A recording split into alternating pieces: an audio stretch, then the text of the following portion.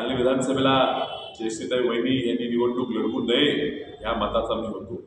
माझा त्यांना आग्रही होता की तुम्ही निवडणूक लढवू नये. सामान्यात विचार वेगळे आहेत, लोकांची परिस्थिती वेगळी आहे. तुमच्यावर झालेला अन्याय तुम्हाला लोकांपर्यंत पोहोचवता आलेला नाही आणि त्यामुळे ह्या निवडणुकीत पराभव आहे आणि पराभवाबरोबर मतदानही कमी होईल आणि ह्या उमेदवारीमुळे भाजपचा फायदा होऊ शकेल ही कल्पना त्याला दिली होती. माझा खूप प्रयत्न अगदी शेवटच्या क्षणापर्यंत राहिला की त्या निवडणूक त्या उभ्या राहू नयेत.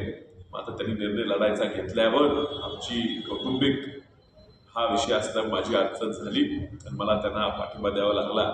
मात्र ह्या ठिकाणी काँग्रेस पक्षाचा आणि अपक्ष दोन्ही पराभूत भाजपचा फायदा झाला.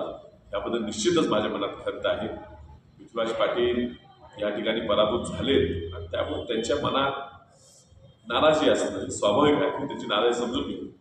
या पुढच्या काळात अशा चुका होऊ नयेत आणि ह्या ठिकाणी काँग्रेस पक्ष बळकट करण्यासाठी जे काय करावं लागेल ते करण्यासाठी माझं सर्व सहकार्य ह्या सर्व मंडळींना असतं.